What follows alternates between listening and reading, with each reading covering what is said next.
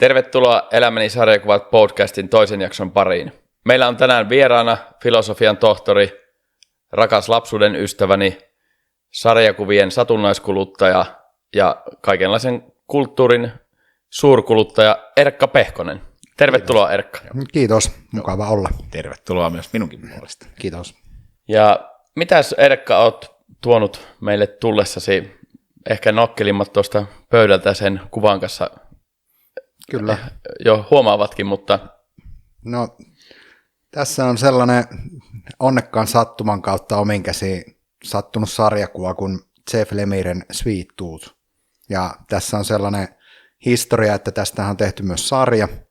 Ja aloin tyttären kanssa katselemaan sitä sarjaa ja sitä kautta sitten mietin, että mistä tämä tarina lähtöisin. Ja ihan googlaamalla, että okei, tämä on sarjakuva ja sattumalta oli saatavilla, niin sitä kautta sitten otin lukuun ja ihastuin kyllä kovasti, että tykkäsin. Seuraava kysymys olisi ollut, että mitenkä valikoiduit silloin lukemaan Sweet Toothia, mutta että mitenkä valikoidut ottamaan Sweet Toothin nyt nimenomaan tähän, että tietysti oli aika vapaat kädet, että mitä tuot meille käsiteltäväksi. Niin. No ehkä se, että tavallaan on ollut yllättävän suosittu sarja ja sitten taas toisaalta niin kuin Jeff Lemire, jolta Old Man Logania olin sinun suosituksesta lukenut ja tykkäsin siitä tyylistä, niin se sitten sai ajattelemaan, että tämä voisi olla niin kuin hyvä ja äärimmäisen niin kuin moniteemainen sarjakuvakokonaisuus. Ja ajattelin, että tähän niin kuin podcastiin riittää juttua sitten riittävästi, kun on tarpeeksi teemoja, mistä jutustella. Ja toki sitten halusin myös silloin, kun tästä aikoinaan sunkaan juteltiinkin, niin että säkin luet sen sitten. Kyllä. Varmasti ja tietysti Hannu kanssa. Ja tälläkin kertaa vieraan lisäksi tietysti paikalla juontajakollegani ja myös nykypäivänä rakas ystäväni Hannu Kesola, sarjakuvien moniottelija.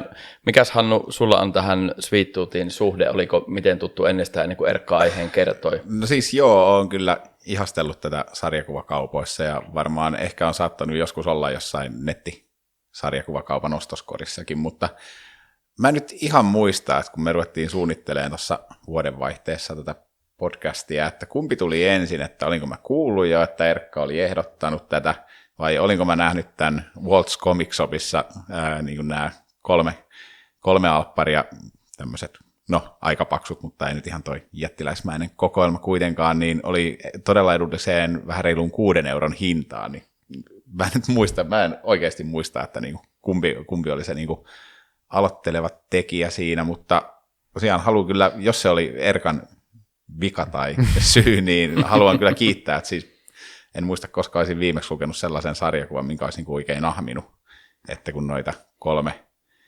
kolme kuitenkin suht isoa kokoelmaa oli, niin varmaan 2 päivää per kirja ennen kuin oli jokainen luettu, että meni kyllä niin kuin todella nopeeseen tahtiin.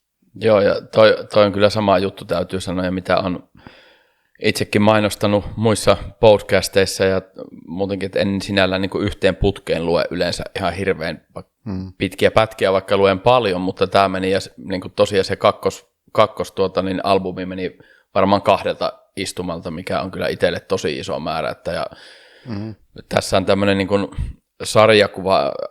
sarjakuvien saippua-oopperamaisuus, ei millään tavalla muuten itse tarinassa, mutta että Lemire osaa kirjoittaa samaa, mikä oli ollut itselle tuttu niin kuin Old Man Loganista ja Moon Knightista, että kun lehti loppuu, niin tekee mieli tarttua heti kyllä niin kuin seuraavaan.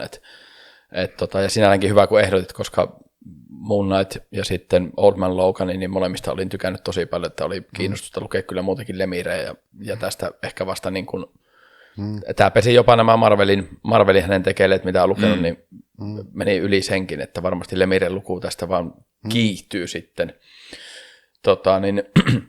Ja Jeff Lemirestä voisi sen verran sanoa, että on vuonna, olikohan 67, vai 76? 76 tai 67, ei siinä ole kuin 9 vuoden ero. Ei kanadalainen ja tullut Essex Countysta ehkä ensimmäisenä tutuksi ja nyt viime päivinä Black Hammer on ollut isosti esillä, ja sitten tämä nyt on ollut hänellekin merkkiteos ihan tähän niin kuin murtautumiseen, niin tämä Sweet Tooth. itsessään. Ja sitten tosi merkittävä toi Nobody, mikä itteni nyt kun Lemiren tutustui vielä paremmin, niin kiinnostaa, että se on tuosta H.G. Wellsin The Invisible Manista, eli puhutaan yli 100 vuoden takaa, niin vähän niin kuin päivitetty versio, niin se menee varmaan tuolta suunnilleen ensimmäisenä kyllä sitten lukuun. Ja Moon Knightista sitä vielä, kun ne on kaikki ranit vähän erilaisia, niin tässä oli myös oma niin kuin kyllä hyvin vahva semmoinen Lemiren leima, ja siitäkin oli paljon tuohon otettu sitten tiettyjä juttuja tuohon TV-sarjaan, mistä nyt minä olen montaa mieltä, mutta ne, ketkä ei ollut Moon Knightia paljon lukenut, niin yleisesti ottaen tykkäs sarjasta, mutta niin, niitä asioita ehkä oli jopa kunnioitettu eniten, mitä niin kuin Lemire tai joko Warren Ellis oli kirjoittanut niin tuossa TV-sarjassa, että ja tämän TV-sarja, kun tuli niin siinähän on Robert Downey Jr. ja hänen vaimonsa niin ovat tuottaneet sitä TV-sarjaa, ja siellä oli sitten Thanoksen, eli Josh Brolinin isä James Brolin kertoja äänenä, että on tämmöisiä yhtäläisyyksiä tuonne muihin sarjakuviin perustuviin elokuviin. Ja oliko teistä kumpikaan muuten lukenut, tästähän tullut, kun silloin olit Australiassa ollut kuvaamassa, en muista vuotta, tuossa viime vuosikymmenen lopulla, niin sitten oli käynyt Lemirekin paikan päällä antamassa vähän vinkkejä, kun kuvasivat TV-sarjan, niin hänelle tullut ikävä sitten tätä tekemistä, niin 6 lisää lehteä tullut tämän vuosikymmenen alussa, niin mä en niitä nyt lukenut. Onko teistä kumpikaan lukenut myöskään? En ole, että ihan vasta niin kuin sain tietääkin tästä, kun valmistautui tähän episodiin. Joo, että pitää varmaan ottaa, monestihan tuommoinen pitkä tauko ollut, että kun tämä on tullut vuonna 2009-2013, jos ei vielä tullut mainittua, niin saattaa olla, että sitten on se pahin, eli paras kynäkiima siitä jo hävinnyt, mutta pitää haltuun ottaa, kuitenkin kiinnostaa. Toisaalta taas voisi ajatella, että kun jos mennään tuohon Sweet Toothin vähän siihen juonikuvioon, kun siinähän on tämmöinen post-apokalyptinen tilanne, että on ollut virussairaus, joka on tappanut suuren osan tai paljon ihmisiä siitä, ja jos miettii, että sitten tavallaan se on aika sellainen, enteellinen, kun miettii vaikka korona-aikaa, joka on tullut, oli sen jälkeen, ja nythän sitten se on sen korona-aikaan kirjoittanut ja jatkanut tätä, niin siinä on jotenkin sellainen mielenkiintoinen kyllä niin kuin tulokulma sitten siihen, että okei, nyt eletään osittain sitä aikaa, kyllä, kun on tällainen pandemia ja ihmiset sairastaa ja muuta. Ja minähän sanoin se jo 10 vuotta sitten, että tämä on tulossa. Että.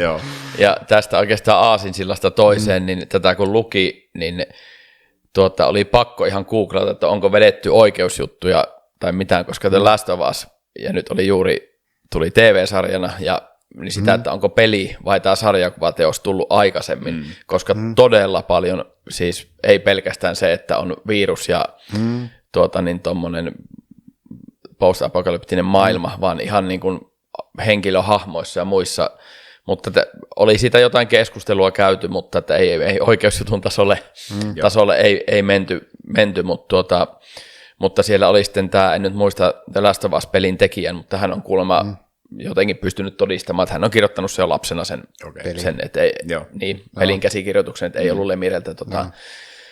Mutta väkisikin, kun tätä luki niin kuin alkuun, sitten sen unohti, mutta aika paljon joutui kyllä niin kuin vertailemaan, ja kyllä mun päässä koko ajan niin tämä vei voiton siitä The Last of Usin tarinasta, vaikka sekin on aivan loistava, mutta tässä on vielä niin kuin pitemmälle viety. Ja kuten ensimmäisessä jaksossa kerrottiin, niin mehän tullaan, koska tässä on tämä idea, että käsitellään yksi teos tai yksi juoksu tai graafinen novelli, mikä milloinkin onkin, mitä vieras on valinnut, niin spoilereita siis ei voi välttyä. Eli muistutan tässä, että laittakaa sitten tässä vaiheessa poikki ja jatkakaa.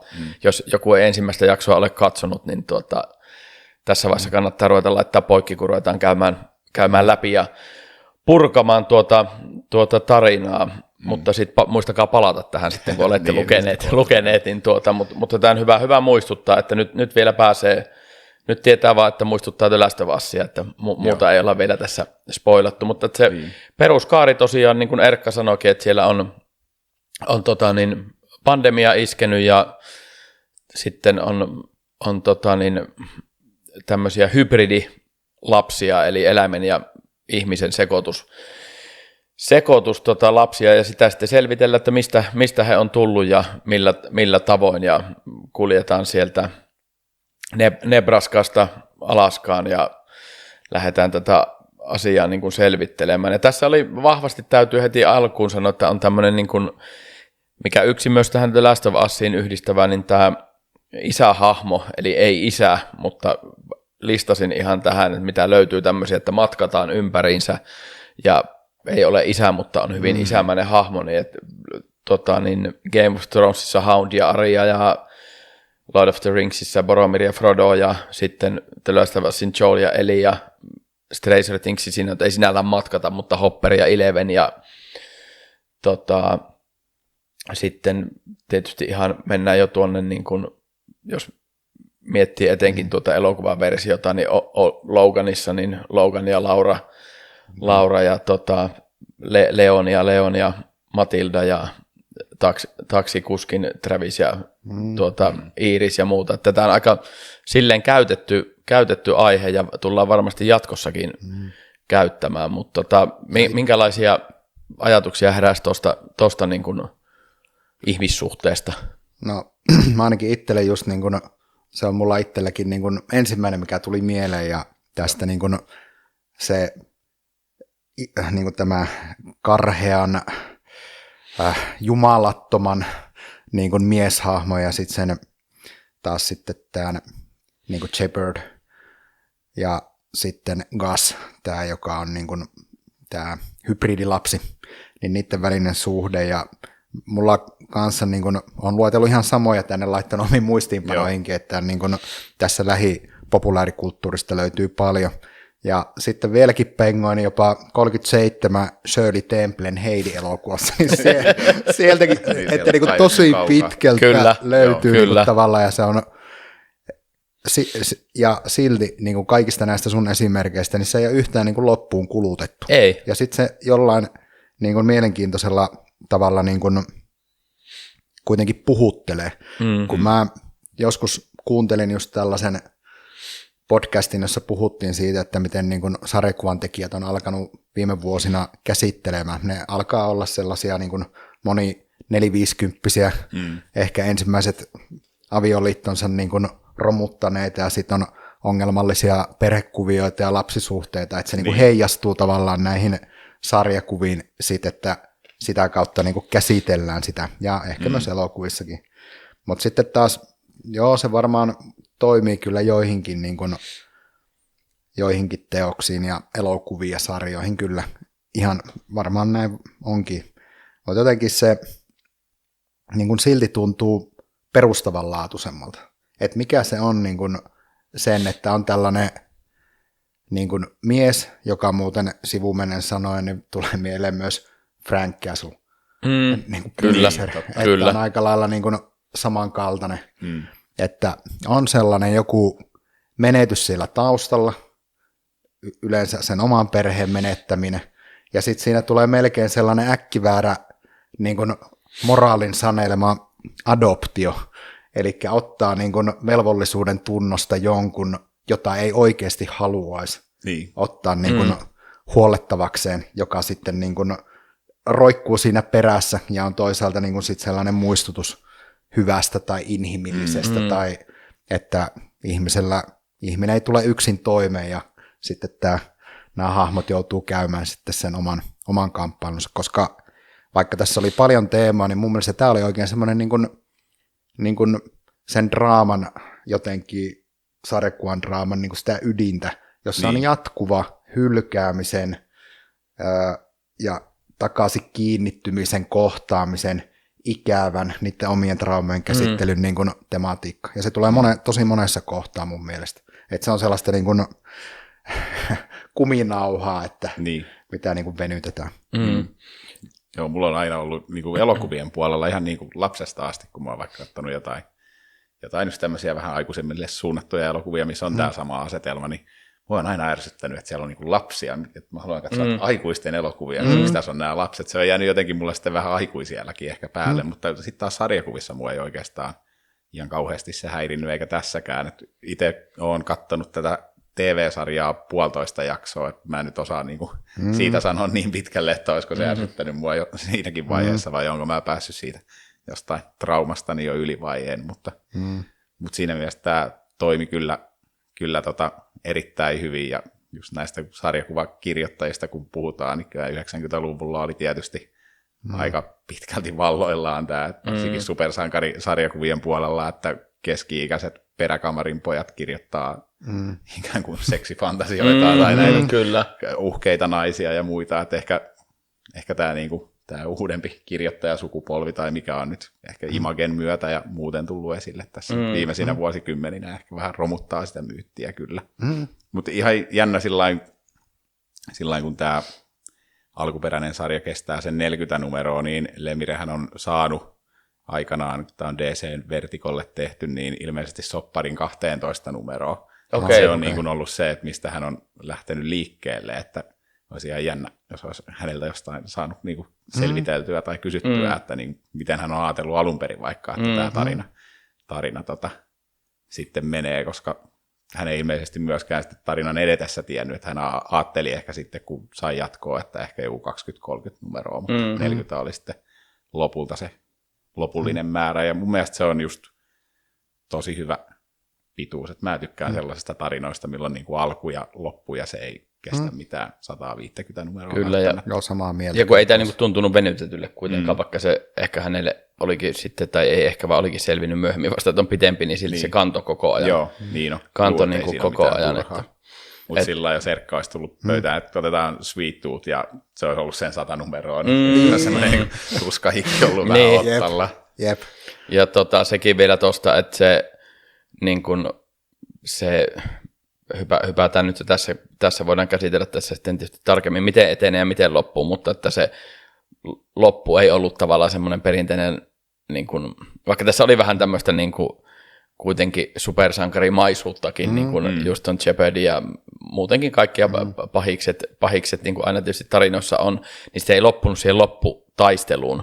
Niin. Et siinä tuli vielä sitten vähän sen jälkeenkin sitä asiaa, että se oli niin kuin hyvä, että ei, kun monesti on just mitä puhutaan, että mikä on sarjakuvissakin ja etenkin elokuvissa, että se huonoin osa sitä tarinaa on se loppu. Että niin kuin ei osata lopettaa hyvällä tavalla. Niin, ja tässähän jäisi, että jos joskus haluaisi palata, niin tästähän saisi toiset 40 numeroa. Niin, kyllä. Jos haluaisi palata, mutta tällaista samanlaista loppuahan on käyttänyt sitten Robert Kirkman The Walking Deadissä ja Invinciblessä kummassakin oikeastaan. Vähän niin kuin mennään sitten tulevaisuuteen ja nopeasti vähän niin ja tyhjää aikaa varmuuden vuoksi, jos haluaa joskus. Mutta tämähän oli ilmestynyt 2009-2013, niin paljon ennen kuin Walking Dead ja muut on loppu. Mutta saa nähdä, mitä ne 6 numeroa on, mitä me on luettu. Onko se siihen väliajalle, niin sitähän nyt ei tiedetäkään. Tässä käsitellään alkuperäistä teosta. Mä haluan olla tähänkin aiheeseen niin kyyninen. Mä sanon vaan, että raha puhuu. Tämä on nähty niin monta kertaa. Voice tuli takaisin sen jälkeen, kun tuli TV-sarja ja näitä esimerkkejä. Kyllä. Tuo on kyllä ihan hyvä pointti. Ja sitten just viimeinen iltalypsy. Niin. Mutta siis voi olla tosi hyvä. Kyllä mä aion sen tilat laittaa tilaukseen tässä. Tuo oli tosi mielenkiintoinen tieto. Mä en tiennyt, että se on niin kuin tavallaan lähtenyt rakentumaan, niin kuin, että tehdään näin. Se pikkusen selittää tuossa rakenteessa ja kokonaisuudessa sitä, että siinä, mikä oli mulle niin kuin tosi mieluisaa niin kuin luettava, mutta siellähän tulee niin kuin jossain kohtaa, ja nyt muistan ihan tarkalleen, että mistä lehdestä, niin lähtee tulemaan takautumia.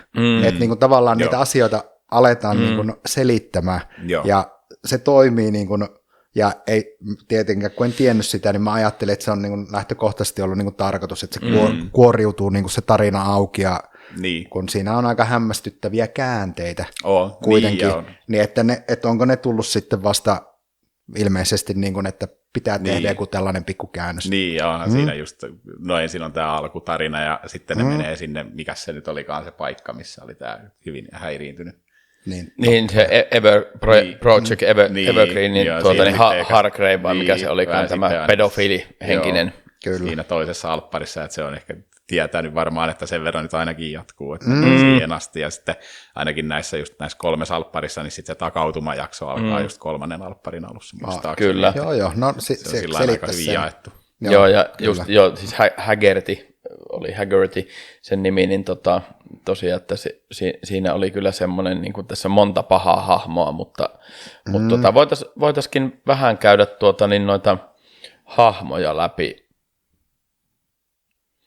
Joo, eli tosiaan noihin hahmoihin, eli niin kuin Erkka tuolla sanoikin nimiä heitteli, eli tämä isähahmo ja yhden hahmon isäkin lopulta sitten, eli Shepard ja sitten Gus on tämä 9-vuotias hybridi ihmiskauris tai peurapoika ja muita merkittäviä hahmoja on muun muassa Dr. Singh ja joka vähän kamppailee itsensä kanssa, että onko hän sankari tai profeetta vai hyvis vai pahis ja sitten siihen saa vasta ihan lopussa. Ja sitten Wendy, kuka on niin kuin Gusin paras kaveri, hybridi tyttö, puoliksi porsas ja puoliksi ihminen ja sitten on enemmänkin näitä hybridilapsia ja sitten matkan varrelta tarttuu hyvinkin The Last of Us-maisesta kohtauksesta, että menevät hylättyyn kaupunkiin ja sieltä löytyy sitten ihmisjoukkoja, niin siitäkin tuli vahvat vibat sinne, niin niin Becky ja mikäs tämä olikaan tämän vanhemman naisen nimi nytten L:llä alkoi, en nyt muista, mutta kuitenkin niin semmoinen vanhempaa teini-ikää elävä niin nuori nainen, joka muun muassa siihen Haggertin pedofilia haaveitten kohteeksi sitten joutuu siellä ja Louise taisi olla, oliko Shepardin vaimo vai tämä, että Shepard menettää siis tässä mikä vielä sitä karuutta ja se karskiutta lisää, niin hän menettää kaksi naista toisen niissä takaumissa, eli vaimonsa ja muuta, että on siinäkin Punisherin niin kuin yhdistävää tekijää, että on se kylmyys tulee sieltä perheen menettämisestä ja sieltä. Ja tuossa Shepardista pitää mainita, kun NHL työurallakin tehnyt toimittajana ja paljon seurannut, ja kun on kanadalainen kirjoittaja, niin Shepard hän on vanha ammattilaisjääkiekkoilija, tässä on ollut tappelija roolissa. Joo. Ja tapaa sitten vanhan tappelukaverisakin tässä matkan varrella, eivät tunnista aluksi toisiaan. Joo, se oli ihan hauska. Se oli, ja sitten ehkä niin kuin mentiin siinä, että oliko se jo liikaa, vai oliko se just hyvä, koska se oli liikaa, ja sitten kun ne hahmot pohti keskenäänkin, että meneekö tämä naurettavuuksiin, että ne siirtyy luistelemalla jäätynyttä jokea pitkin, niin he oli itsekin sitä, että onko tämä vähän liian niin kuin imelästi tehty. No se saattaa olla vähän sellainen metatason. Se oli todella metatason. Eivät kuitenkaan rikkonut 4 seinää, mutta puhuivat keskenään vähän niin kuin epäsuorasti, mutta että Lemirekin varmasti niin kuin 99% kanadalaista, niin lätkädikkari, niin oli pakko vähän tunkea tuota lätkäjuttua tonne. Ja sitten on isossa roolissa veljekset tosiaan toinen todella niin kuin paha ja ilkeä ja kylmä hahmo, niin se Abbott ja sitten hänen veljensä Johnny, kuka taas yrittää näitä Militian siellä tukikohdassa pelastaa näitä hybridilapsia ja niin Johnnyn ja Abbottin veljessuhde on todella rankka kanssa ja tässä on aika paljon näitä ihmissuhde niin kuin pari valjakoita läpeensä koko niin mitenkä onko niistä mitä Hannulla tuliko niistä jotain niin kuin pohdiskeltavaa tai mieleen kun lueskelit? No ei, mun mielestä ne oli vaan aika sillain hyvin ja mielenkiintoisesti toteutettuja, että just tämä veljessuhde oli aika mun mielestä semmoinen mielenkiintoinen ja just semmoinen todella alisteinen. Nyt jotenkin, että miten siihen on ajauduttu, kyllähän siellä sitten sitä takaumien kanssa käytiin sitäkin läpi, mutta siitä mun mielestä tosi hyvin kirjoitettuja hahmoja, ja sehän nyt on sarjakuvassa oikeastaan melkein pääasiakin. Kyllä. Niin joo, oli kyllä sellaisia dynaamisia ja uskottavia. Ja just se, niin kun, no ehkä se, mikä Abbott, niin se nyt saattoi olla, vaikutti läpeensä pahalle niin hahmona, mutta sitten niin noissa muissa oli kuitenkin sellaisia just ehkä niin lukijan näkökulmasta ymmärrystä luovia niin tekijöitä ja että mitä pystyi, mutta ei mullakaan niistä niin hirveästi, että tosi kiinnostavia ja sitten tietysti tämä edelleen just tähän niin päähahmojen, niin ne on kyllä niin sillä tavalla, että niin kuin, sitä mä mietin paljon, että mitä ne niin kuin edustaa viime kädessä. Että kun just sä niin kuin Shepard esimerkiksi, niin että onko se, tietenkin se on niin kuin oikeastaan tosi paljon se liikkeelle paneva voima siinä, ja on kuitenkin tällainen niin kuin rujo tyyppi, ja niin kuin tekisi mieli kysyä, että tällainen vähän kyllä tämä menee jo sitten heti niin kuin spoilauksen puolelle, mutta... No, mutta tässä tosiaan ei, kyllä, tässä spoilataan koko teos. Tämä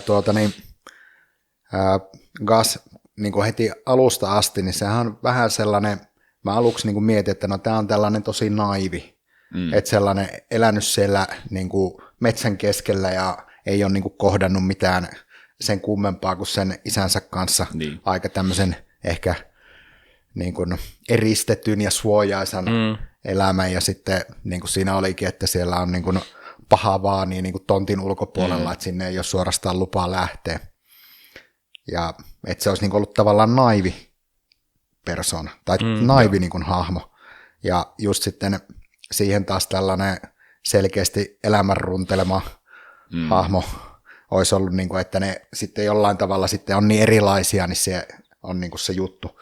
Mutta sitten mä rupesin miettimään, että sehän oli oikeastaan niin kuin hyvää.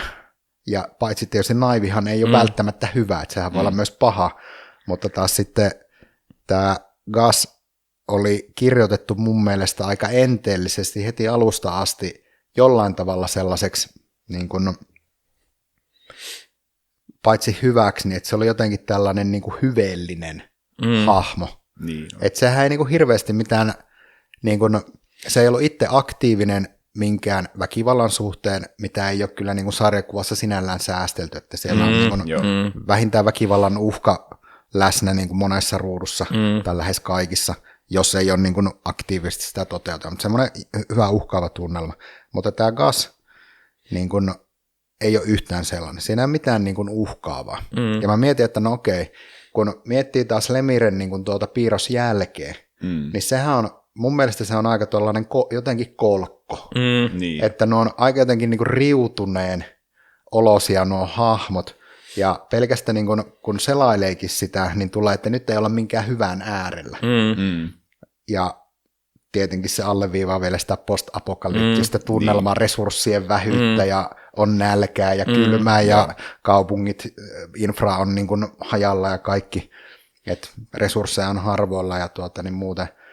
Mutta sitten just, että jos miettii sitä koko tarinaa, niin tästä Gusista on tehty hyvä, ja sitten jossain kohtaa, kun se tekee se sitä ruumiin tarkastusta, joka tulee sillekin sellaisena niin kuin havainta, että hei, sulla ei ole napaa. No, mitä se navattomuus tarkoittaa? No, sehän tarkoittaa niin kuin klassisesti, se on tällaisen niin kuin, ensimmäisyyden joku pyhän sikiämisen niin kuin tuotos. Okei, joo, niin, mä en tiennytkään. Joo, niin mä niin kuin ajattelin, että onko ollut kuitenkin sellainen niin kuin vekkuli ajatus jo siinä alun pitäenkin, että tästä hahmosta tehdään, niin kuin, totta kai se on jotain muuta kuin ihminen. Että se on, että onko se niin kuin jotain enemmän, kun yleensä taas sitten niin kuin eläimistä ajatellaan, että ne ei ole niin kuin ihmisen tasolla. Mutta tässä oikeastaan niin kuin, onkin käännetty se niin, että jokainen näistä ikään kuin eläinhybrideistä, niin ainakin niiden, mitkä on eniten ehkä sitä yhtä alligaattori-ihmistä siellä viemärissä lukuun ottamatta, niin kaikki on jotenkin niin kuin moraalisesti niin kuin ylemmällä tasolla kuin nämä ihmishahmot. Niin, että oliko se, ja sehän selviääkin sitten tuon Gusin alkuperä, että sillä saattaakin olla tähän niin kuin inuittimytologiaan liittyvä jumala sitten loppupeleissä. Kyllä. Että onko, niin kuin mä mietin, että se olisi niin kuin hieno kaari, jos se olisi oikeasti, että onko se niin pitkä. Tätä mun teoriaa vähän niin kuin romuutti tuo tieto siitä, että se oli niin kuin kai tuosta numeron niin kuin pätkistä tehty, että se niin kuin meni alta, mutta jotenkin itse vaan luin sitä, ja pakko sanoa, että vasta toisella lukukerralla sitten kertaille, niin tuli tällainen mieleen. Miten te niin kuin ajattelitte, että oliko ne jotenkin niin kuin alleviivatun tai tälle jotenkin niin kuin tekemällä tehty jonkun, että se ohjaisi niin kuin lukijaa tai tulkinta johonkin tiettyyn suuntaan. Ai näiden niin kuin... Niin, niiden niin kuin persona ja tämä, niin kuin, että mitä ne edustaa. No siis siellähän tietysti paljon oli, kun se hybridi, niin, kun heitä on niin kuin tekemällä tehty, niin siellähän on myös aika vajaa-älyisiä osa, koska ei sitten ole niin sanotusti riittänyt ihan kaikkiin osa-alueisiin siihen niin kuin älyyn tai kroppaan tai muuta, että totta kai se tuo semmoista naiviutta ja viattomuutta myöskin, ja sitten tietysti Gazilla iso, että tämä niin kuin, nyt ei niin kuin puhuta Shepardista, vaan tämä hänen niin kuin periaatteessa isä, niin tietysti olikin perillä vähän tästä inuitti-mytologiasta ja luki sitä ja sekä kirjoitti omaa NS-raamattua ja muuta ja suojeli kaikelta pahalta, että kyllähän se toisen niin kuin, sekin sitä naiviutta niin kuin koko maailmaa kohtaan tietysti ja sitten just kun tämä, mikä se nyt olikaan se, sen Bobiko se oli se frendi, kuka ihan taisi olla. Niin kuin sinällään, niin kuin Gassillakin oli tavallaan puheen tuottamisessa hyvin, että tuli tämmöinen, niin kuin, anteeksi kaikki meidän etelävaltiolaiset kuuntelijat, mutta niin kuin tuli vähän tämmöisiä, tiedätkö, stereotyyppisiä jutteja, etelävaltiolaisia lapsia, että noista puheen niin kuin verbikäytöstä ja muusta. Mutta että Bobilla, jos nyt nimen muistan oikein, niin oli se, että hän ei niin kuin sanonut ikinä is, vaan sanoi aina niin kuin koko ajan ja muuta. Että semmoisethan tuo myös, että ne vaikuttaa tosi viattomalta ja muuta. Mutta, mutta kyllähän niistä kaikista sitten niin kuin kovan paikan, koska olivat osittain eläimiä, niin se eläimellisyys ja semmoinen, että niin kuin ihan tämä krokotiilihan koki aika kovan kohtalon sitten kuitenkin Gassin käsistä, kuka oli yksi kilteimmistä hahmoista, niin kuin ainakin lapsena ja muutenkin, niin että sieltä tuli se eläimellisyys sitten sieltä taustalta kuitenkin esille, mutta kyllä siinä aika paljon otettiin sitä asettelua just koko ajan kuitenkin, että niin kun tuli semmoinen, että onko Lemire, elääkö hänessäkin pieni ihmisviha, että kyllähän siinä koko ajan oli sitä, niin kuin, että ihmiset on pahoja ja eläimet ja hybridit, että ne on niin kuin kuitenkin hyviä tai toimii vaan niin kuin luontonsa mukaan, ei pahuuttaan, vaikka tekisivät pahoja asioita. Niin, ja kyllä Lemire on tämmöistä samankaltaista niin kuin tematiikkaa kyllä muissakin töissään niin käsitellyt, että ei tämä ole ihan niin kuin ainutkertaista, tai ainakin jälkeenpäinkin käsitellyt. Kyllä. Fallsissa ja muissa. Kyllä. No, mitä kaikkea Hannu olet lukenut? Sä oot lukenut eniten meistä Lemire ylös. Ei, mä luulen, että en mä välttämättä ole eniten. Mä oon ehkä enemmän sitten sen Image-juttuja ja kaikkia tommosia muita Old Man Logania kyllä, mutta sitten DC-jutut on aika lailla lukematta, mutta kyllä nyt lähti just Essex County lähti tilaukseen ja varmaan vähän muutakin, että just jos tuosta taiteesta puhutaan, niin sitä nyt ohimennen mainittiin, niin mä luulen, että silloin 2009 mä en olisi ollut ehkä siihen ihan valmis vielä, että jos mä olisin silloin selaillut Alpparia, niin olisi varmaan ehkä jäänyt hyllyynkin. Mulla oli ehkä silloin niin kauan semmoinen supersankarivaihe ja niin kuin sellainen taide täällä päässä, että sellaista mä haluan lukea, mutta nyt oli niin oikea aika siihen ja just tosi hienosti toteutettua ja sopii niin kuin just tähän teemaan, niin kuin sanottiinkin. Kyllä. Ja oliko se teistä semmoista niin kuin niukkaa tietyllä tavalla se piirte? Siinähän on, niin kuin aika niin kuin vähän, että se on niin kuin hyvin kaikki just ne varjoilla ja tällaisilla niin kuin niin tulee sellaista, niin kuin mun mielestä ne, jos jotenkin, niin kuin mä olin itselleni kirjoittanut, että varmaan paras kärsimyksen kuva ja sarjakuva, että ne on vähän sellaisia riutuneita ja kärsineen olosia tosi monesti.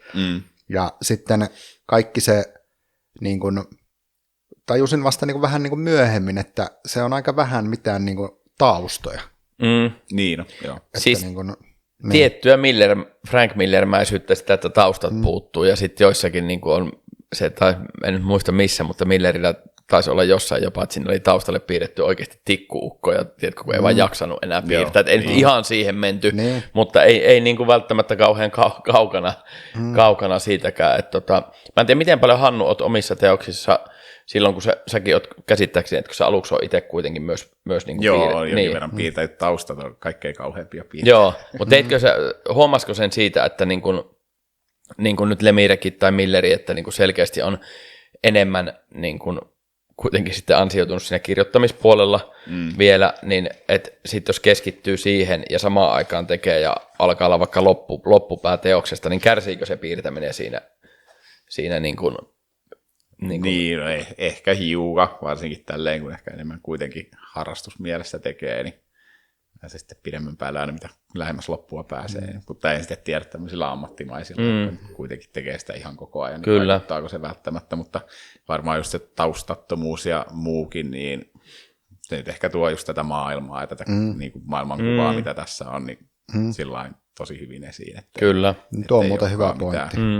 Mitään niin kuin kauheasti taustallakaan. Kyllä. Ja niin ehkä se tuo semmoisen tietynlaisen tunnelman, mä ajattelisin Niin. ainakin. Joo. Et ehkä se enemmän niin kuin ainoastaan Millerin kohdalla on se vaan Niin. sitten, että lopputaidot ja jaksaminen, eikä hän peitellyt sitä millään tavalla Milleri. Niin, että joo, siis, Ja varmaan. tässä varmaan on, niin kuin vaikuttaa, että se on kuitenkin harkittu. Niin, on Että kyllä siellä sitä jo. taustojakin on piirretty, mikä on niin kuin ehkä sitten oleellisia, mutta jotenkin vaan kiinnitin huomioon. Mitäs mieltä te olitte muuten tuosta dialogista tai siitä tekstistä? Oliko sitä mun mielestä se oli niin kuin vaihteli, että välillä oli kanssa, sekin oli hyvin säästeliästä, että sitten se meni niin kuin tavallaan se, mikä on, ainakin itse tykkään sarjakuvissa just siitä, että kaikkea ei ole niin kuin kirjoitettu, että puhekuplat Niin. ei ole niin kuin ruudun isoin Joo. pinta-alaa, vaan Niin, että siinä on pitäisi niin kuin, ollakin. niin, että Tykkään myös samasta. joo. Ja tietysti se myös vaikuttaa myöskin siihen, mistä puhuttiin tähän lukunopeuteen. Kyllä, Että se totta kai. Pystyy vetämään niin nopeasti. Niin. Tep. Ja siis me on niin kuin hyvällä, ei millään tavalla huonolla tavalla, mutta hyvällä tavalla niin kuin helppoa tekstiä, että ei ollut mitään semmoista niin kuin kaunokirjallisuutta, mitä monesti liikaa ruvetaan sitten vaan, ja niin kuin mä aina sanonut, että tuntuu etenkin noissa jossain niin kuin 60-, 70-, 80-luvun alun Marvel, mitkä on osa niistä tosi hyviä tarinoita, mutta että siellä niin kuin hakemalla haetaan oikein sille, että kirjoitetaan nyt oudosti, tiedätkö, niin kuin, että menee semmoiseen niin kuin ei se nyt onko shokkiarvo oikea niin kuin sana, mutta Vähän niin kuin jopa tuli mieleen välillä siinä dialogissa sellainen hardboiled niin kuin meininki, ja itsellenihän se tippuu kyllä tosi hyvin, että on niin kuin jotenkin semmoista niin osuvaa, lyhyttä virkettä, niin se tuntuu, että se niin kuin menee asian ytimeen sitten parhaiten. Niin. Kyllä. Kyllä. Mitenkä paljon Hannu muuten itse käytät sitä, kun just Erkka sanoi sitä, että kun ottaa niin kuin omasta elämästä noita niin kuin ihmissuhteita ja muita, niin sinäkin kun olet esim. Isä, niin tuleeko sulla paljon niin kuin noihin sitten käytettyä jotain tämmöistä isäsuhdetta tai lapsihahmoja, mitä heijastelee niin kuin kotoa, onko? Mä luulen, että ehkä aika vähän loppujen lopuksi. Mä kuitenkin enemmän tykkään kirjoittaa sellaisia tarinoita, jotka on niin kuin mahdollisimman kaukana mun semmoisesta niin kuin arkielämästä tai muusta. Että niitä sillain aika harvoin tulee, ja ehkä sarjakuvissa niin kuin vielä melkein kaikkein vähiten. Joo. Et sitten ehkä jonkin kirjoihin, niin no ei niissäkään ole kyllä paljon lapsisuhteita käsitelty, mutta siis niihin mä tykkään sitten ehkä enemmän tiputtaa jotain semmoisia tosi elämän juttuja, jotka tietäjät tietää niin jonkin verran ja muut ei, mutta aika sillain vähän. Eli periaatteessa kun lukijana on eskapismia, niin sulla on myös tekijänä tavalla, että pääsee sitten eroon siitä. Niin ehkä se on just pakoa siitä semmoisesta niin kuin tavallisesta arjesta ehkä. Kyllä. Ja ehkä just vaikutteet tulee ja sitten kaikki muut tulee just kaikesta tämmöisestä NS-roskaviihteestä, mitä on koko elämänsä nauttinut, että ehkä se on niin kuin sieltä päästä. Ja sitten just ihmisen pahuus ja kaikki tollainen on semmoinen asia, mikä kiinnostaa ehkä sitten enemmän, mikä on taas sitten just siitä omasta arkielämästä niin Kyllä. hyvin kaukana. Mitäs tykkäsitte siitä pätkästä, kun siinä olikohan 3 lehden verran oli just tätä inuitti-mytologiaa, sillä niin kuin, sieltä tulikin ihan yllättäviä hahmoja Briteistä lähteneet sinne Pohjois-Amerikkaan, niin mitä tykkäsitte siitä pätkästä, missä sitten totta kai avattiin tosi paljon tätä, että mistä Gaskin ehkä on tullut, niin oliko miten Hannulle mieluinen mun mielestä osio? Se oli ihan just hyvä, että mulla oli siis tullut just 2 alpparia, ja sehän alkaa sitten siitä 3. alpparista alkaa se, että mulla oli siinä semmoinen käppi, kun mä jouduin odottamaan sitä, niin se oli semmoinen kiva niin kuin freesi uusi alku, että okei, että nyt tässä niin kuin oikeasti paljastetaan, että mistä tämä on niin kuin lähtöisin, mitä sitten taisi olla ensimmäisen alpparin esipuheessa Lemire sanokin, että lukekaa tämä vasta 3. alpparin jälkeen, että tulee niin kuin isot käänteet ja muut, niin mielestäni toimi ihan hyvin. Se oli semmoinen vähän yllättävä. Tai siis sillain ei osannut ajatella, että se on ehkä välttämättä lähtenyt sieltä. Että ehkä just jostain laboratoriosta tai jostain muusta kenties. Kyllä. Sitten tuommoiseen mytologiasuuntaan. Ja sitten mä tykkäsin muutenkin väritykseltään, sitten, kun nämä oli tämmöisiä vesiväritettyjä. Joo, siinä oli sitä tyylillisesti. Joo, muutenkin nämä tämmöiset flashback-osuudet ja muut, niin mun mielestä ne toimii ihan hyvin. Muutenkin väritys sopi niin kuin ihan hyvin. Muutenkin tämä konevärityskin niin kuin tarinan tunnelmaa just siihen Kyllä. viutuneisuuteen ja tämmöiseen muutenkin. Kyllä. Joo, että sitä veikkaan ja että on niin kaikki niin kuin ollut tarkoituksenhakuista ja muuta, mutta vaikka ihan kaikki niin kuin olisi just se riutuneisuus ja muu, mutta että uskon, että tosi tarkkaan jotenkin mietitty, kun on ollut vielä kirjoitus ja piirtäminen sama ihmisen käsissä, niin kuin se, että kaikki tukee sitä just sitä post-apokalyptista maailmaa, sitä riutuneisuus, tämä tuli nyt suosikkisana tähän teokseen, mutta että sitä, niin kuin, että, ja sitten kun siinä ei tietysti tarvitse pallotella ajatuksia piirtäjä ja kirjoittaja välillä, niin se on vielä, että ei tule mitään sudenkuoppia väliin, vaan se viesti kulkee perille ehkä vaan toisesta aivolohkosta toiseen kuin yksi tekijä. Se ei ole sillä mikään kompromissi, että se on just niin kuin se hänen niin kuin visionsa. Kyllä. Koska sen kun itsekin kirjoittaa ja lähettää piirtäjälle, niin ei se aina ihan ole täysin sitä, mitä on täällä päässään ajatellut. Usein se on paljon parempaa, mutta joskus joutuu vähän pettymäänkin välillä. Niin, kyllä. Sillain kun omissa käsissä on kaikki, niin saa just sellaista kuin haluaa. Sepä se. Vaikka tietysti nyt joku editori häärii aina taustalla. Niin kyllä. Mutta joo, tuosta on aika paljonkin kuullut, niin kuin just tuo Chip Zdarsky sanoi sitä, että hän ei lähtenyt sanoa, että hän ei halua ketään niin kuin lytätä, muuta, mutta että sanoi, että on ollut tosi niin kuin, ihan niin kuin suosittujakin teoksia, että hän ei oikeasti sitten lopulta ole ollut siihen niin kuin joko piirros jälkeen tai siihen, miten piirtämällä tarinaa on kuljetettu, niin tyytyväinen. Ja tietysti siinäkin on se, että Zdarsky on itse myös piirtäjä, niin varmaan se voi olla useastikin, että ei kaikilla ei mene niin kuin Brew Bakerilla ja Sean Phillipsillä, ne tuntuu, että heillä menee ajatukset yksi yhteen, niin kuin, että tekijäpareilla niin kuin ei välttämättä aina niin kuin ihan kohtaa sillä tavalla se. Joo, ja muistan, että siitä on useampi, varmaan lähemmäs 10 vuotta, kun Alan Davis oli Helsingin sarjakuvafestareilla vieraana, joka nyt on piirtänyt kaikenlaista, ja hänellä on siis sellainen luottotussaaja Mark Farmer, joka on siis todella hyvä tussaaja, niin hän oli haastattelu, niin mun mielestä suurimman osan siitä haastattelusta vaan lyttäisi, kuinka Mark Farmer ja saa aina niinku,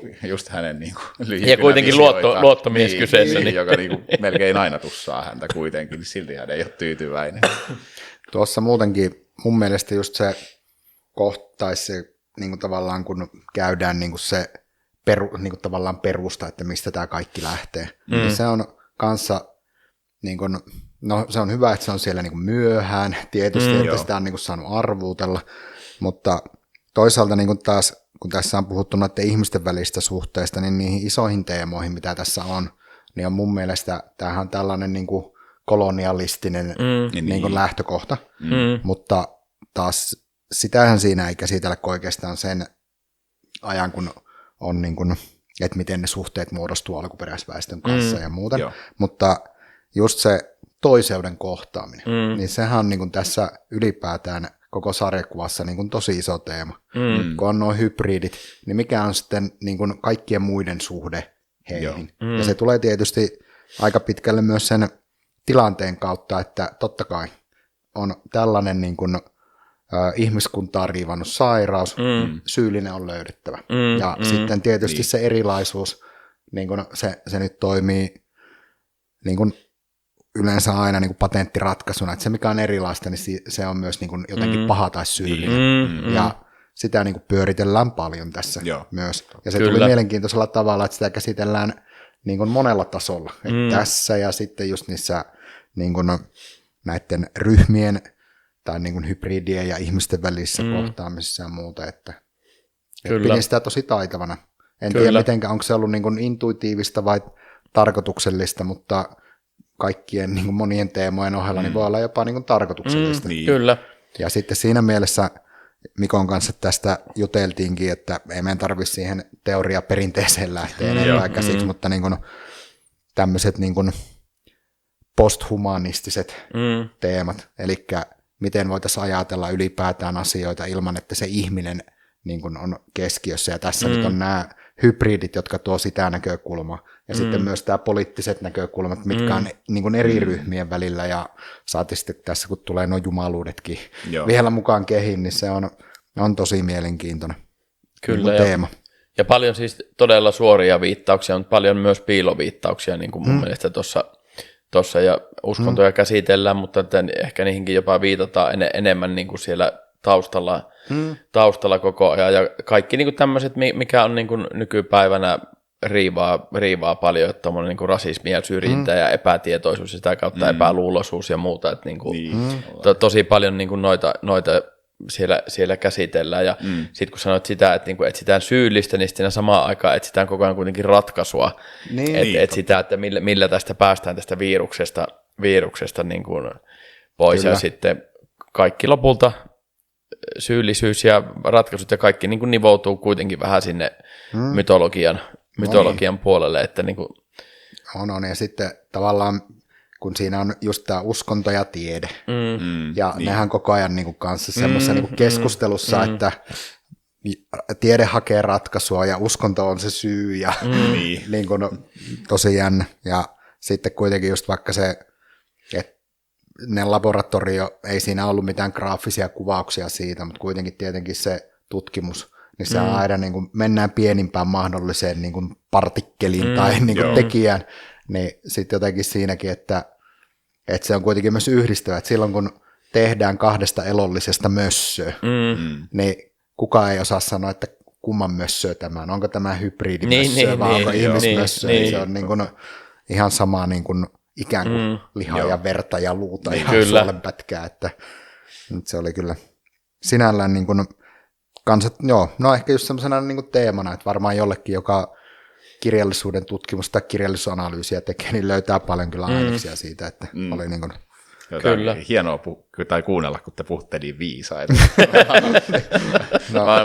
Mut on niin helppo tyydyttää, että luen jonkun ja tämä oli joko hyvä tai huono hyllyyn.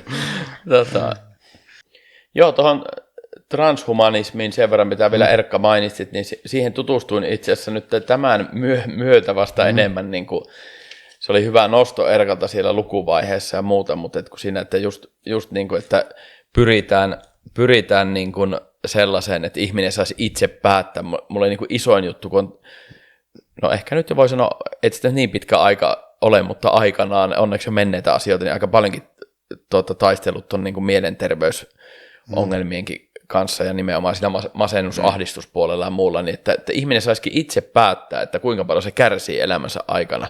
Ja se on vain yksi kohta sitä transhumanismia.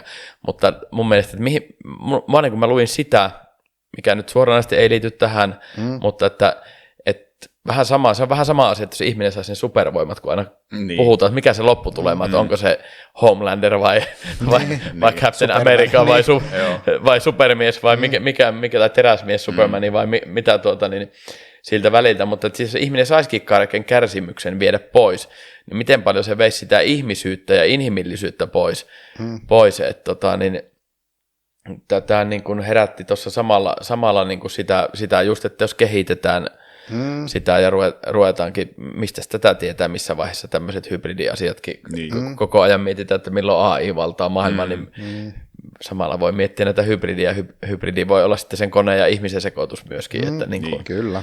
Niin kuin, nämä onkin, ja sitten, että miten paljon se just sanoit, että mitä mössöä sillä on enemmän, että se eläimellinen ottaakin siitä mahdollisesta hybridistä tuossa.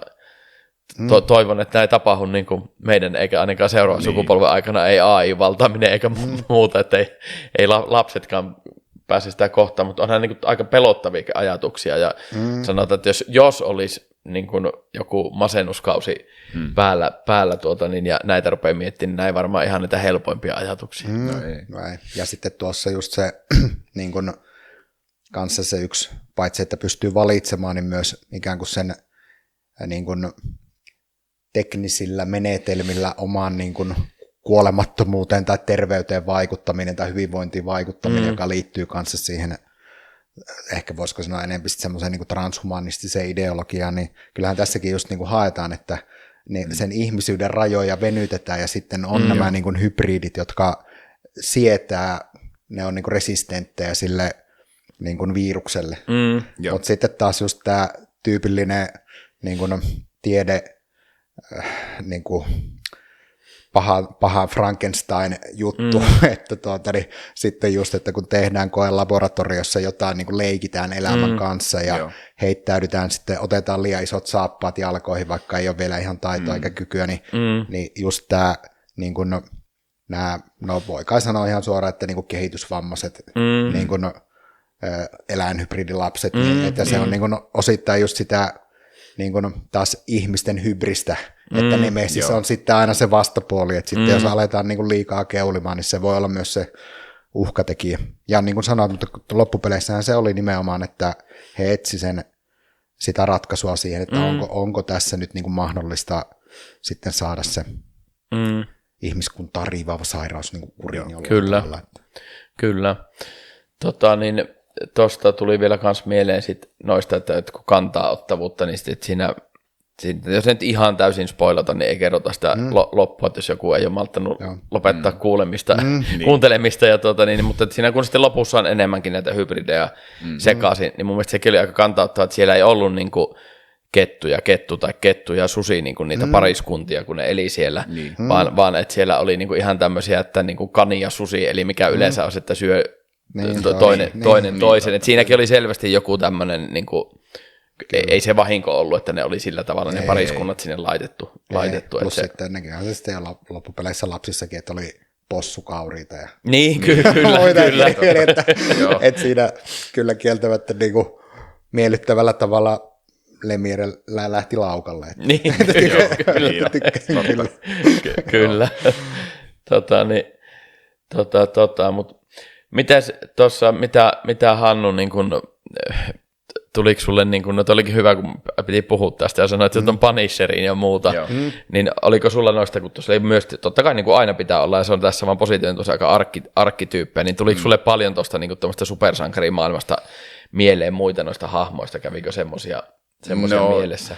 En mä tiedä, tuliko ehkä supersankarimaailmasta, mutta ehkä just sitten näihin niin kaikkiin pahimpiin hahmoihin, niin, mutta tämäkin on tullut vasta tämän jälkeen, niin just näitä Walking Deadin kuvernöörejä ja muita ehkä niin kuin tavallaan, mutta toisaalta asetelmakin on kuitenkin vähän samantyyppinen. Eli viittaat niin kuin Abbottia vai? Niin, ei muun muassa häntä, niin ehkä sieltä puolelta, mutta en tiedä, en miettinyt ainakaan etukäteen. Joo. Olisiko ketään ihan tuolta supersankaripuolelta tullut mieleen. Joo. Et kun se oli jännä, kun tuo liippasi tosi lähellä niin kuin välillä ihan jo jotain hyppyjä ja alastuloja, tämä perus supersankari alastulo ja muuta, niin siinä oli tosi paljon semmoistakin, vaikka sitten oli tavallaan tosi kaukana mistään supersankarisarjakuvasta, mutta semmoisia tiettyjä välähdyksiä oli ja muuta, ja mä en muista nyt Lemiren. Ja olihan niillä kuitenkin sitten näillä, niin kuin, näillä niin kuin hybrideillä, niin olihan niillä niin kuin kykyjä, jotka oli niin kuin inhimillisiä, että ne niin kuin, toki just ehkä sen eläimen puolen kautta sitten tullut erityisen hyvää kuuloa tai hajuaistia. Niin, kyllä, tällaisia. Niin kuin, mutta Joo, ja sitten Bobillahan taas oli hauska, se nyt ei supervoimiin liity, mutta kun hän oli mä en muista mikä eläin oli mutta kun meni sinne maa alle, niin kun, onko se murmeli, olisikohan se niin kuin ollut, että meni sinne niin kuin talviunia viettämään, piti mennä kaivautua ja muuta, että oli näinkin. Niin totta. Joku jyrsiä kuitenkin. Kyllä, mun mielestä oli niin kuin murmeli, että mä nyt en muista sitä englanninkielistä, kun englanniksi luki, niin mikä se on se Greyhound vai joku vastaava. Mikä se on, päiväni murmeli. Niin vastaava. Mä ainakin päässäni suomensin sen, että se on murmeli, mutta en mä ole ihan varma, että oliko se mutta tuosta tuli vielä mieleen sitäkin, että mä en muista, että missä järjestyksessä Lemire on, niin kuin, mä en muista, että supersankari hänen vuosia, että miten paljon oli ennen tätä kirjoittanut ja miten paljon tämän jälkeen sitä supersankarisarjakuvaa, että kun niitä viitteitä ja vivahteita sieltä oli, niin yritän tätä katsoa, kun on 1 000 000 muistisivua täällä auki, mutta no, se on ehkä sivuseikka, mutta semmoista tiettyjä juttuja sillä oli kuitenkin, että on niin kuin vähän semmoista storya sillä kanssa. Ja tuossa oli vielä sekin oli niin kuin hauska tuossa se, että se niin kuin mikä on aina näissä myöskin, että ne ei ikinä se, niin kuin se tämmöinen isäpuolimainen hahmo, että just mitä sanotkin, ne ei ikinä tule aluksi juttuun. Että sitä aluksi ärsyttää aina näissä muissakin, mitä mä luettelin, näitä parivalikoita. Sitä aina niin kuin hylki. Niin hylki, ja toivoisi jotain, että mä menen nyt pois ja muuta, mutta sitten se, niin kuin se kasvaa se, niin kuin se rakkaus heidän välillä siinä. Ja toki olihan siinä sitten sitä aluksi joku, mistä tämä koko Sweet Tooth-nimi tulee, kun tykkäsi siitä suklaasta ja sitten alkoikin vähän väliä joskus aina antaa sille sitä vaikka niin kuin, että tämmöisiä pieniä eleitä siihen suuntaan. Ja monesti noissa just tuntuu, että se niin kun, mikä tekee niistä ikään kuin karuista äijistä, joilla nyt on sitten se joku lapsi siinä kukaan, niin sitten, että miksi ne niin kuin hylkii, niin monesti ainakin vaikuttaa sille, että se inhimillisyys tulee just siitä, että sitä niin kuin ei hoksaa, että miksi tuo on tollainen, mutta sitten melkein kaikissa tulee, että okei, no just niin kuin vaikka Frankillä, että on niin kuin perhe tapettu ja tässä on niin kuin Shepardilla on vaimo tapettu ja muuta, että sitten se niin kun, että sitten se niin kun ymmärtää, että ne ei enää niin kun, ne ei uskalla, että se on niin kun haavoittuvuus, että kuitenkin ei voi enää niin kun tapahtua toista kertaa sitä, että käy itselle, että jollekin läheiselle käy jotain, niin siksi ne niin kun hylkii selkeästi sitä mahdollisuutta tulla uudelleen niin kun jotenkin haavoitetuksi. Totta.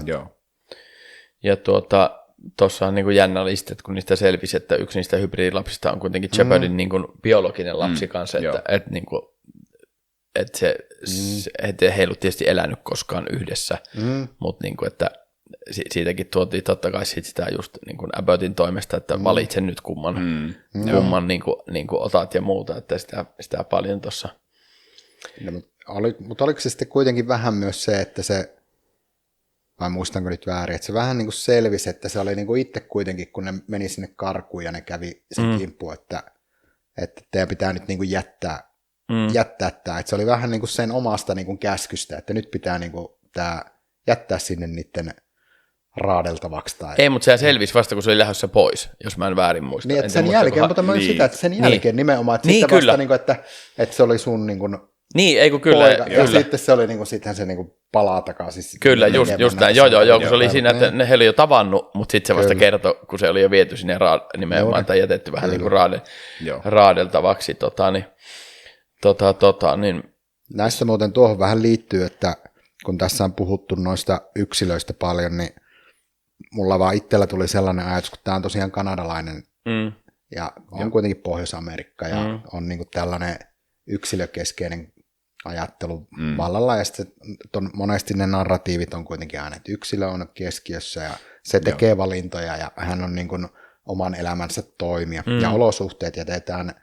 Niin kun, ne on myös niin kun vähän semmoisia niin vähemmän vaikuttavia tekijöitä. Yleensä vaan niin, että sen olosuhde voitetaan. Jotenkin tässä mun mielestä niin kun taas se olosuhde nimenomaan toimii tosi paljon selittävänä tekijänä. Ja sitten esimerkiksi kun oli mä oon kirjoittanut itselleni tänne, tämä nyt voi olla vähän väärä termi, mutta huorien origin story. Että kun niiden niin kuin, tavallaan, ketkä hän niin kuin, periaatteessa pelastaa sitä ihmiskaupalta ja muuta, niin siinäkin, niin kuin, että tosi paljon, että ei olekaan niin, että on semmoisia just, että minä olen itse raivannut tieni tänne, vaan että ne on aika paljon myös ne olosuhteiden uhreja. Kyllä, siis todellakin. Että se on ehkä, no joo, että tietysti varmaan monessa sarjakuvassa varmaan näinkin on, mutta jotenkin sitten taas ehkä itsekin lukee semmoista sarjakuvaa, missä se puoli ei korostu, niin se sitten tässä niin kuin tuntui raikkaalle tai kyllä. Muuten. Että ajattelin vaan itteni kirjoittanut, että voiko pelkästään kanadalainen pohjois-amerikkalainen kirjoittaa tällaista, mutta tämä oli vaan niin kuin tästä täytyy kertoa, koska on ihan loppumetrillä tuossa yhdessä, niin kun se vaan välillä jäi kesken, niin kuin paljon jää, ainakin Hannulle varmaan tuttu, kun luet, niin jää sitten joku, jos löytyy vaikka miten hyvä, niin palasin nyt sitten, että luen ton Sex Criminalsin loppuun, ja siinä nyt onkin melkein lopussa, ja myös niin kuin tästäkin tuli Sweet Toothista tällä hetkellä yksi kaikkien aika niin kuin suosikkeja, niin sitten kuuntelin Jadarskin niin yhtä podcast-vierailua, ja Zadarski on siinä siis piirtäjänä Fraction kirjoittaa, mutta Kanadassa itse asiassa on ollut vielä, ei ole pitkäkään aika, vai onkohan jopa edelleen voimassa, niin semmoinen laki, että jos sä teet sarjakuvaa, missä selvitään rikoksesta, rikollinen ei saa koskaan selvitä, tai on niin kuin tietynlaista niin kuin tämän autorityn mielestä vääränlaista seksuaalista kontenttia, niin se on rikos Kanadassa. Okei. Niin Aika mielenkiintoinen. Ehkä tietyllä tapaa, en mäkään tiennyt ennen kuin sitä todellakaan, niin kuin en tunne Kanadan lainsäädäntöä muutenkaan, saati tätä, niin ehkä myöskin sitten, onko Lemire tiennyt, että onko jotain jopa kaunistellut tai muuta, mutta että se oli jännä, että kun seksikriminaals perustuu rikosten tekemiseen ja seksiin, niin Zdarsky sanoo vaan siinä, että jos näihin olisi joku, vai olikohan se jopa, että se on nyt uusi laki, että sitä ei ollut silloin, mä en muista, mutta sanoi, että hän olisi varmaan istunut ihan linnassa, että ei olisi sakolla selvinnyt, että siitä teoksesta, joo, siis todella niin kuin mielenkiintoista, että oli se sitten nyt voimassa tai ei, mutta viimeisen 10 vuoden aikana, että eletään kuitenkin, ja kyse on sarjakuvista. Niin, mielenkiintoisia.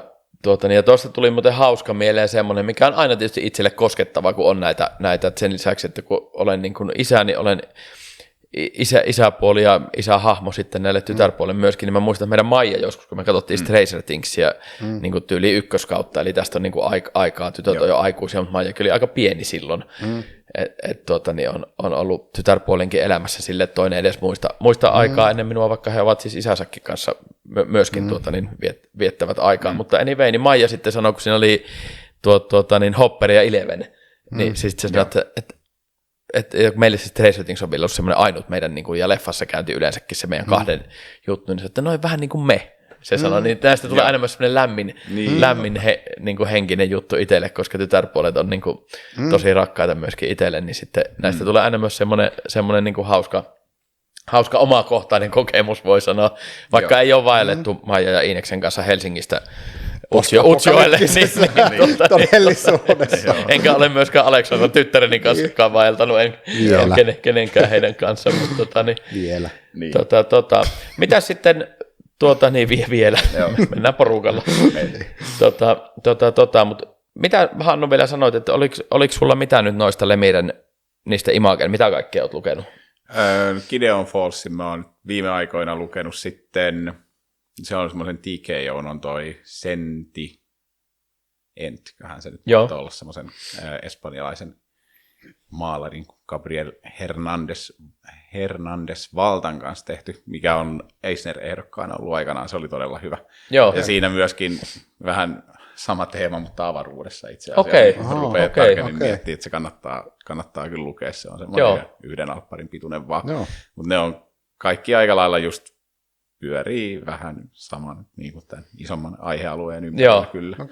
Mutta ne on ehkä ainoita, mitä tosiaan omasta hyllystä löytyy, mitä tuosta koitin kaivella. Black Hammeria jonkin verran lukenut ja tosiaan Old Man Logania, ja tietysti voi olla, että jotain muutakin Marvel-juttua on tullut, eihän sitä aina niitä katsottua tai muista enää, mikä on kirjoittanut ehkä jotain Fillin juttuja jonnekin, mutta en ehkä Marveliltakaan mitään sellaista pidempää pätkää Old Man Logania lukuun ottaa. Onko se siirtynyt Lemire niin kuin kokonaan tuon kirjoittamisen pariin, vai piirtääkö se vielä itse? Mulla ei itse asiassa ole tästä Niin, mäkään ihan tiedä, mitä hän nyt niin kuin tällä hetkellä tekee. Ehkä se on nyt siellä vankilassa sitten.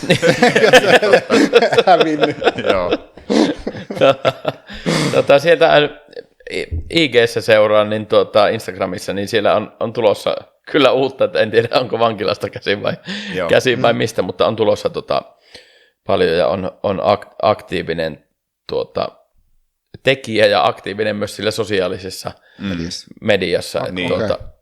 Että sieltä on varmaan kaikki. Ja Black Hammerhan, jatkuuko se vieläkin? Sehän on ollut. Niin, Dark Horsesta taitaa tulla varmaan jatkuu käsittääkseni kyllä, mutta onhan se tietysti kirjoittaa ehtii niin monta lehteä kuussa verrattuna sitten piirtämiseen, ja hänen nyt välttämättä ihan joka tarinaan sovikkaa sitten välttämättä taas oma piirrostyylikään. Niinpä. Joo, ja sitten mäkin olen jotenkin käsittänyt, että tosi paljon niin kuin enemmän, että aika satunnaisesti on ehkä koskaan tai ainakaan nyt, ja toi Andrea Sorrentino, aivan loistava kuvittaja, niin Sorrentinohan on jonkunlainen ehkä tämmöinen ollut niin kuin mun mielestä useampikin noita Aisa-pari siinä. Niin, niin oliko tämä se espanjalainen? Ei ole. Toi on niin en muista mistä Sorrentino oli, mutta varmaan ihan jenkeistä, mutta kunhan tälleen vaan eikö siis saattoi itse asiassa olla että niin etten heittäisi Italiaa, mutta saattaa mennä ihan pieleen kyllä sekin. Joo. Niin tuossa niin kyllä täällä on tosi aktiivinen ollut että paljon on lukemista ja muuta, mutta kyllä tämä niin kuin nyt oli jo kolmas niin kuin Moonlight ja Old Man Loganin, että mikä sysäytti kovasti, niin pitää kyllä vielä enemmän Lemiren. Ja tuo hyvä, mitä Hannu sanoi, että ei niin kuin kaikista, että periaatteessa kaikkien omien suosikkikirjoittajien niin muistaa kyllä, että mitä he on tehnyt ja mitä on lukenut, mutta sitten jos lukee jonkun tosi pitkänkin jutun, esim. Just Marvelissa, niin jos monta joku kysyy jälkikäteen, että se on ollut ihan ok, että kuka se on kirjoittanut, niin sitten onkin yhtäkkiä, että ei ole kyllä niin kuin mitään hajua. Jos muistaa edes itse jonkun sarjan nimen, minkä on lukenut, tekijätkin. Tulee kuitenkin niin paljon luettuakin, että se on jotenkin muistikapasiteetti hyvin rajallinen. Joo, siis se on kyllä Eisner-ehdokkuuksia, kun mainitsit, tai kun voittojakin on 3 vuodelta, en nyt muista, että onko niin kuin graafisen novellin vai jonkun single issuen vai niin, mistä hän on saanutkaan. Tästähän ei siis silloin ei ole tullut niin Eisneria, mutta olisi ihan hauska tietää, ei tarvitse nyt ruveta etsimään toki, mutta niin kun, just, että minkälainen, jos miettii tästä 15 vuotta taaksepäin aikaa, niin että minkälainen on ollut silloin vastaanotto. Niin, totta. Sitä ei tullut, ja voitte laittaa YouTuben kommenttikenttiin, jos ehkä tulee googlattua itsekin, mutta että se meidän googlaus ei siellä enää sitten näy siellä, niin voitte katsojat, kuulijat laitella kommenttikenttään, niin. että mitä itse tykkäätte, muistakaa laittaa aina, ja voi kertoa tämänkin, jos joku on meitä viisaampi tässä, että mitä niin on silloin aikana, minkälainen vastaanotto ollut. Niin, ja kun tämä on DCn siltä Vertigo-alamerkiltä tosiaan tullut, mikä on nyt haudattukin jo, ja DCn Black Labelin kautta tullut nämä uudemmat painokset, niin kyllähän se niinku laadullisestikin Vertigo alkoi olla siinä vaiheessa niinku vähän jo aallon pohjalla. Et siellä alkoi kuitenkin siinä vaiheessa ehkä 2009 niin moni tekijä on siirtynyt Imagelle ja ehkä sieltä niinku sitä kautta noussut, että voi olla, että on aikanaan jäänyt vähän vähemmällekin huomioon mahdollisesti. Kyllä. Voiko olla sitten, missä vaiheessa hän oli sitten uransa, että oliko taas sitten toisaalta niin kuin hänelle mahdollisuus myös, että pääsi sitten, jos ei ole ollut enää sitten niin kuin raju se seula sitten, että ketä sinne, tai jos on ollut alaisempi taso, niin päässyt tavallaan ja saanut, mutta sitten en tiedä. Kyllä tässä kun äkkiseltään selailee, niin just noin mitä mainittiinkin alkuun, Essex County ja Nobody ja tämä tullut niin kuin siihen 2009 vuoteen mennessä, ja sitten on niin kuin alkanut DC:llä ja Marvelilla, että kyllä se on niin kuin jonkunlainen tommonen niin DC:lle siis niin kuin muutakin kuin alamerkille, niin että mä äkkiseltä, että osaa sanoa, että onko muistaakseni ei ainakaan ole piirtänytkään itse, onko mitään noita, niin jos ajattelee tällainen niin perustollasta ehkä kirjoittaja tai piirtäjän polkua niin tuonne ihan huipulle, niin jos en nyt ihan väärin muista, oliko Essex County, oliko se Top Shelfin kustantama, mikä on kuitenkin niin kuin ihan selkeästi sitten niin kuin pienempi kustantamo kuin Imaget ja DC:stä ja Marvelista nyt tietysti puhumattakaan, mutta jos hän on saanut sieltä hitin, niin sitten hän on ehkä just päässyt ehkä jonnekin Vertigolle. Ponnahduslauta. Niin, just ja sieltä sitten Marvelille ja muille. Ennen kuin ruvetaan niin paketoimaan, niin se pitää sanoa, ei kerrota sitä ihan loppua kuitenkaan, jos tosiaan joku on halunnut kuunnella, mutta haluaa sen, niin mun mielestä oli hauskat siihen viimeiseen, niin kuin, oliko se nyt 2 lehden mittainen se lopputarina tai jotain vastaavaa, niin että siihen oli aika nopea läpileikkaus tietystä ajasta, mutta siinä oli mun mielestä tosi hyvin käyty niin kuin ihmisten ja eläinten ja näiden hybridien niin kuin ihan jo niissä NS niin kuin ajatusteksteissä, ei puhekuplissa, mutta niissä ajatusteksteissä ja ajatusneliöissä, suorakaiteissa, en muista minkä mallisia, mutta joo, ja niissä ja siinä tarinassa, niin se just semmoisen, että mikä on oikein ja mikä on väärin, etenkin niiden hybridien mielestä, niin se käytiin tosi nopeasti läpi, mutta silti mun mielestä selkeästi, että se ei ollut niin kuin liian nopeasti, että mikä se lopputulema sitten lopulta oli. Niin siinäkin vähän vielä arvottiin, ja hybriditkin oli jakautunut vähän kahteen joukkoon, että mikä on oikein ja mikä väärin, ja miten pitkälle kosto on oikein, mikähän nyt on aina niin kuin populaarikulttuurissa ja oikeassakin elämässä, ja niin kuin muuta, että sitä paljon oikeutetaan asioita kostamalla ja muuta. Ja sitten tosi yksinkertainen lause, mikä siellä oli, niin kuin, että kun sielläkin tuli sitten vielä yksi sota siinä lopussa, niin sitten se, että koskaan niin kuin periaatteessa, mä en muista miten se oli, mutta se viesti, että sodassa ei ole voittajia, eikä se ratkaise lopulta mitään, se aiheuttaa vaan lisää ongelmia, niin sekin niin kuin tuotiin siinä hyvin niin kuin tosi yksinkertainen asia ja muuta, että voi että kun tuolla tietyt johtajat muistaisikin nämä asiat ja uskonut ei uskontojen taakse ei piiloudu tässä sodittaisi, että olisi niin kuin se vaan se ajatus, että ehkä ne voisi niin kuin mullakin tavalla ratkaista, mikä ei varmaan koskaan tule toteutumaan, eikä oikeastaan koskaan ole toteutunut, mutta että se oli niin kuin oikeastaan se tiivistys tässä tietyllä tapaa myöskin sitten, että kun oli jo ratkottu nämä, että mistä nämä hybridit on tullut ja muut, niin sitten ruvettiinkin vielä vähän